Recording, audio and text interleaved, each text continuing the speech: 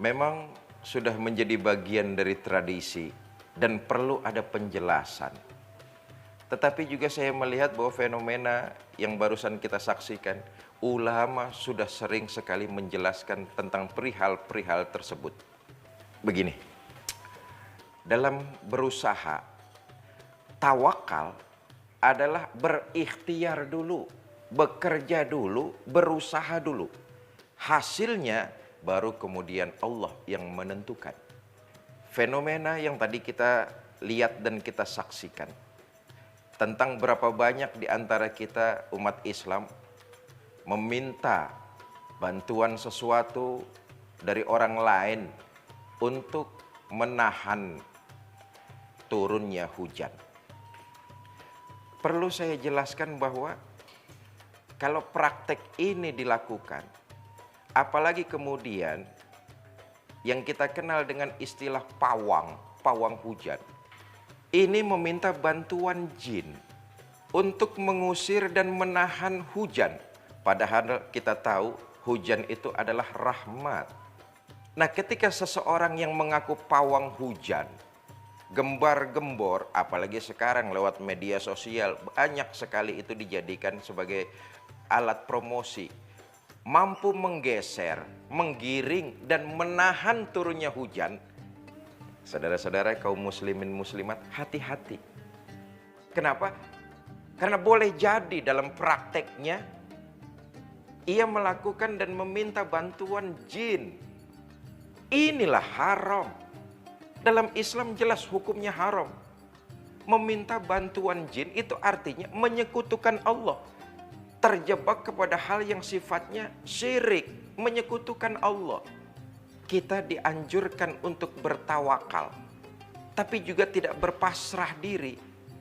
Bagaimana supaya kita tidak terjebak kepada hal-hal yang sifatnya syirik? Datang ke pawang hujan, prakteknya minta bantuan jin.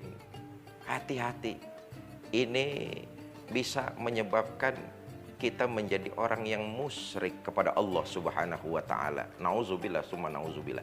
Karena itu, saran saya kepada saudara-saudara saya muslim dan muslimat, kalau kita mempunyai hajat di bulan pemusim hujan seperti sekarang ini, siapkan segala sesuatunya, lalu memohon kepada Allah.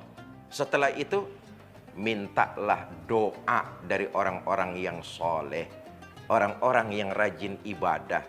Pada para ulama, mintakan doa kepada mereka supaya acara saudara nanti berjalan dengan baik. Doanya mintakan kepada mereka untuk berdoa.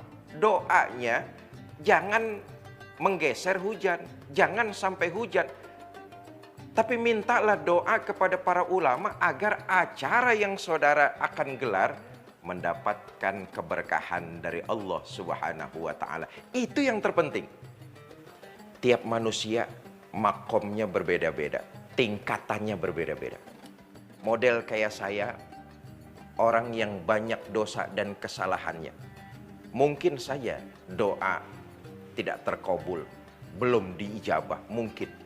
Tapi ada orang-orang yang alim, para ulama, orang-orang yang soleh, yang kalau kita kemudian memohon, meminta kepada beliau untuk berdoa kepada Allah, insya Allah doanya diijabah. Karena itu kalau kita punya hajat, entah mau menikahkan anak, entah mau syukuran pindah rumah, entah mau khitanan anak kita, entah keselamatan apapun, kita punya hajat, setelah kita mempersiapkan segalanya, lalu berdoa kepada Allah, maka hendaknya kita silaturahmi kepada para ulama, orang-orang soleh, minta mereka untuk mendoakan agar acara kita itu acara yang diberkahi oleh Allah Subhanahu wa Ta'ala, tidak terjebak kepada kemusyrikan. Sebab saudara, kalau terjebak kepada kemusyrikan tanpa disadari menyekutukan Allah Subhanahu wa Ta'ala, amalan-amalan kebaikan yang sudah kita kerjakan secara otomatis rontok seketika. Sayang. Karena itu jangan sampai hidup kita terjebak menyekutukan Allah Subhanahu wa Ta'ala. Wallahu a'lam bishawab.